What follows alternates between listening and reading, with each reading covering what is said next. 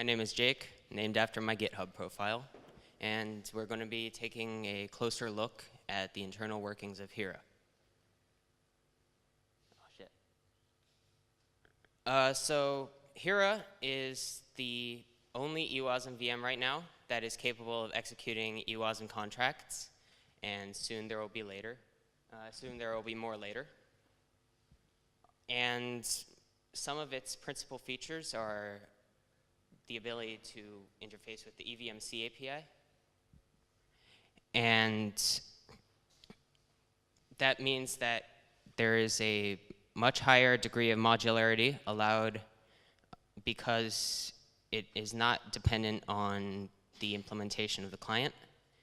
And so it takes advantage of the ability to execute WebAssembly contracts to gain support for more languages, and the ability for a contract developer to use a much larger variety of tools to develop contracts on the Ethereum platform. So the reason that WebAssembly is much more performant than EVM1 is, again, as Axik has mentioned, the 32 or 64-bit word size and little endianness, which is very resemblant of native machine architectures, which allows much faster interpreters and even faster JIT compilers to be made because less of the execution time is spent on translating the opcodes and more time is spent on runtime analysis and optimization. So here we'll take a look at the way Hera communicates with both the host client and Binarian. So as we could see here, Hera communicates with the host client, as I said, with the eVMC API. And it uses Binarian to directly execute WASM contracts. So Binarian handles the instantiation and execution of WASM modules. And obviously that means that as some of the functionality that is in EVM1 has to be supported in a different way than otherwise. So for this, we have the EEI, or the Ethereum Environment Interface. The EEI is a set of functions that are exposed to the WASM module, or eWASM contract, that cover some of the functionality that would normally be covered by high-level instructions in EVM1. So WASM doesn't quite support those types of high-level instructions, and so we have an implementation of the EEI that imports the function specified and allows a contract programmer to access that functionality through said methods. So if I were a C developer who wanted to write an eWASM contract, I would have a header full of the function prototypes for the EEI methods, and that would allow me to build a contract that, when compiled to WASM, will correctly access the EEI methods. And another aspect of the EEI is that it's pretty agnostic to implementations of the WASM VM, so in our case, Binarian, which is an interpreter for WASM, so that there can be multiple implementations of the WASM VM running with Hera. For example, if I wanted to use another interpreter, such as Wabbit, it is not much work to implement the EEI for Wabbit in pretty much the same way, and you'll be able to use multiple WASM infrastructures for handling execution of it, with Hera being not much changed. So the current limitations of Hera are the synchronous EEI implementation, which is an obstacle in the sense that it means that there is no browser support at the moment, because in order to implement browser support, you need an asynchronous EI implementation because the JS engine will not block to let the WebAssembly module execute.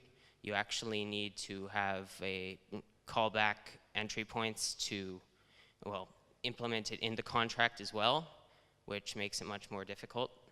So at the moment, Hera only works with native clients, so there will be no browser support. And a performance speed bump would be the binarian interpreter, because, well, interpreters are not nearly as fast as JIT compilers, and they, well, at the moment, we only use binarian. And the last roadblock is eVMC support. So at the moment, CPP Ethereum, the C++ client, is the only Ethereum client that fully supports the eVMC API, and Geth has limited support of it, and there are no other clients that support eVMC. Obviously, this will change in the future, but at the moment, it's just something we have to deal with. So in the future, we have a couple features that we want to add to Hera, including support for alternative WASM VMs, as I mentioned. Particularly JIT compilers such as eWASM, because that'll present a massive performance increase. And later down the road, we will implement a WASM VM abstraction layer, which will allow you to use multiple WASM infrastructures, interpreters, and JITs with Hera, with very little work needed to be done to implement support in Hera for said WASM infrastructure. And the other planned feature we have is EVM to WASM transcompiler integration. So at the moment, Hera will fall back to EVM1 and execute EVM1 opcodes if invalid WASM input or EVM1 input is detected. But we have a planned feature that will enable Hera to automatically transcompile EVM1 opcodes to WASM and execute those instead, which means that we won't have to fall back to EVM1 in the case that there is, in the case that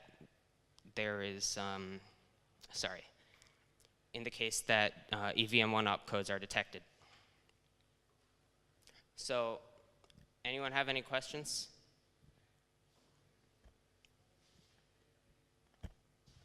You? Oh, okay. It's not a question. All right. And here's one. So I'm not sure this is a good question, but there are internal transactions, right? When I call one contract from another contract, and if one would be written in eWASM, and I would call an old contract that is a Solidity contract already on chain, how does Hera handle that? I mean, I don't know if that's a good question. Well, if you're talking about an eWASM contract, sending a message call that causes another contract to be executed, well, at the moment, like I said, it will fall back to EVM1 and execute that, execute what the message specifies, except, like I said, we will be able to transcompile it automatically. So, yeah, I was more interested about, is Hera responsible for fetching the state of the other contract, fetching the contract data, choosing which VM to run it on based on the code that it finds, and then kind of put the message in and take the result? Well, Hera is responsible for choosing which VM to run it on, and Hera can access the state of another contract or storage through the eVMC API. There are specified methods that are exposed to the VM that allow it to achieve this, access this information. So the message passing is actually the responsibility of the host client. So if you pass a message, it actually goes out of the VM, and it's up to client to decide what to do with the message. So both eWASM and EVM has more or less the same way of handling messages. I mean, the eWASM has compatibility with all the message design.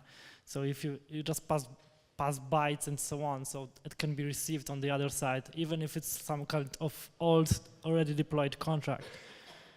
I mean, it gets probably a bit more complicated if you want to create new and so on, because you need to supply the different bytecode existing in new contracts, but that's like a minor issue to think about. So yeah, so it's mostly the current design. It's the responsibility is on the client side. However, you can create a bit more clever VM within the eVMC interface, because it allows you to fetch the data, I mean the code from the state, so you can optimize your VM in the way you will not fall back to client side and try to speed up execution by not switching context. But it's some kind of optimization that is possible, but yeah, nobody tried that yet. But so to simplify, yeah, you can call EVM 1.0 contracts, provided you go with the Solidity ABI, or you have to agree about the convention of the content of the message. Yeah, but nothing is blocking you from doing that.